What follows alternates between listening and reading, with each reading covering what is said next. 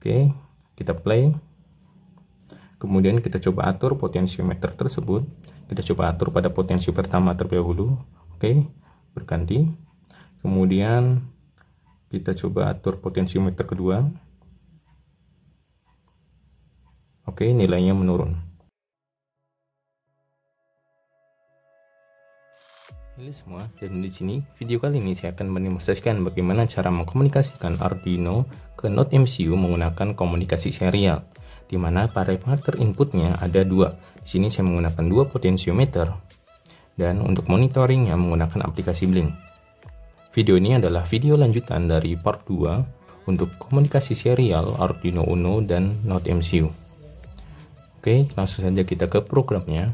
Di sini programnya ada dua, yaitu Arduino Uno dan Node MCU. Untuk program Arduino Uno, di sini sama seperti pada video sebelumnya. Di sini saya menggunakan baud rate 115.200. Kemudian untuk baud rate untuk software serialnya saya menggunakan 9.600. Di sini untuk variabel software serialnya saya menggunakan Arduino Uno yang tertancap pada pin 7 dan 6. Di sini bisa dilihat 7 dan 6. Tapi jika kalian ingin menggunakan hardware serial, kalian juga bisa menggunakan pin 0 dan 1, sehingga tidak diperlukan program software serial.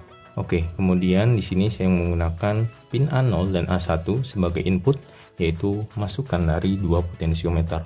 Ini adalah inisialisasinya, yaitu pin A0 dan A1 sebagai input.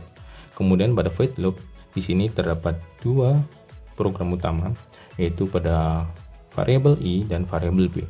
Pada variabel I, yaitu variabel yang menampung hasil pembacaan analog pada pin A0, sehingga hasil pembacaan potensiometer pertama akan tertampung pada variabel I. Kemudian, variabel I tersebut adalah 0 sampai 1023, karena masukan analog ke Arduino adalah 10 bit, sehingga range-nya adalah 1024 atau 0 sampai 1023. Kemudian 0 sampai 1023 tersebut akan ditambah 2000, sehingga range-nya adalah 2000 sampai 3023. Kemudian nilai 2000 sampai 3023 tersebut akan di-print, yaitu menggunakan software serial, di mana hasil print tersebut akan terkirim ke Node MCU melalui software serial, yaitu pada pin 7 dan 6. Kemudian di sini juga terdapat garis miring N untuk menandakan bahwa data tersebut akan mengirim data baru, yaitu berupa enter atau garis baru. Kemudian di sini juga saya mengeprint pada serial monitor menggunakan perintah serial print ln. Oke, kemudian pada variabel B. Di sini variabel B menampung hasil pembacaan analog dari pin A1, yaitu pada potensio kedua.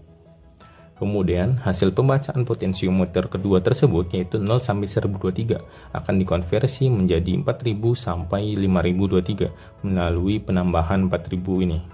Kemudian hasil 4000 sampai 5023 tersebut akan di-print atau akan dikirim menggunakan software serial ke Node MCU melalui perintah ini. Kemudian juga terdapat garis miring N untuk mengirim data yang baru. Kemudian terdapat serial print ln untuk mengeprint pada serial monitor juga. Di sini saya menggunakan delay 5000 milisecond atau 5 detik.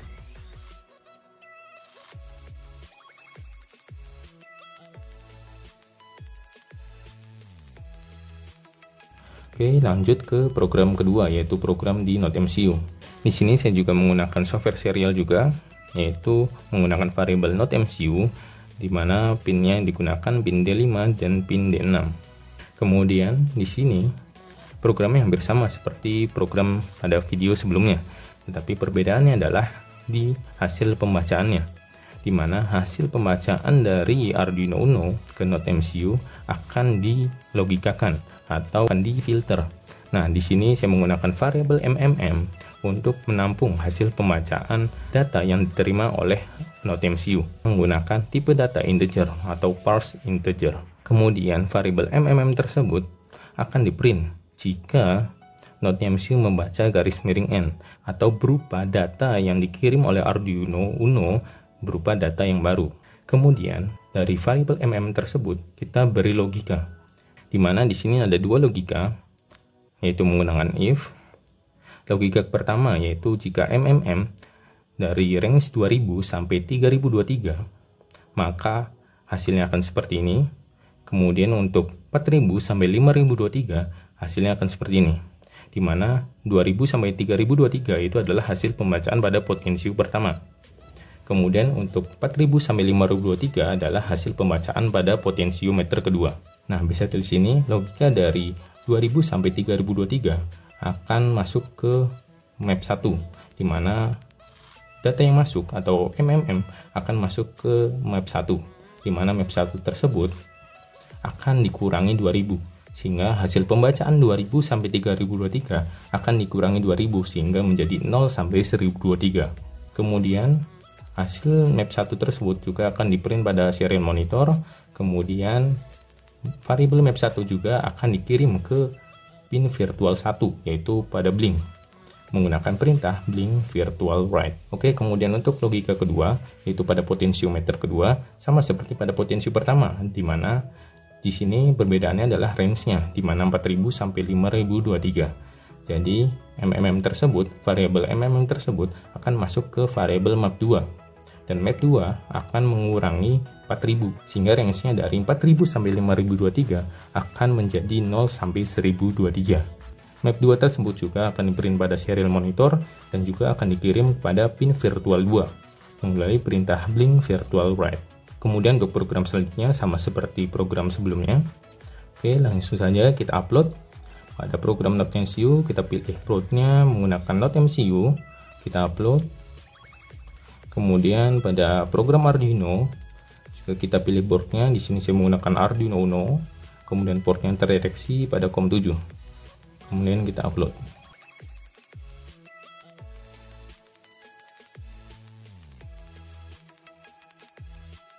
Oke, done uploading.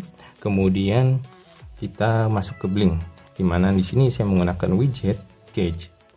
Pada widget gauge pertama saya menggunakan nama pot 1, inputnya pada pin virtual 1, yaitu membaca hasil potensiometer pertama. Kemudian pada widget kedua, yaitu saya menggunakan nama pot 2, inputnya pada pin virtual 2 untuk membaca hasil pembacaan potensiometer kedua. Oke, kita play. Kemudian kita coba atur potensiometer tersebut. Kita coba atur pada potensi pertama terlebih dahulu. Oke, berganti. Kemudian kita coba atur potensiometer kedua. Oke, nilainya menurun. Kemudian kita coba lagi. Fullkan, ini juga di fullkan. Oke, hasilnya terbaca seperti hasil pembacaan potensiometer. Oke, mungkin cukup sekian untuk video kali ini. Bagaimana cara berkomunikasi Arduino dan NodeMCU menggunakan komunikasi serial, di mana parameter inputnya menggunakan 2 parameter input atau lebih dari 1 parameter input yang dimonitoring menggunakan aplikasi blink. Oke, mungkin cukup sekian. Terima kasih telah menonton. Sampai jumpa di video berikutnya.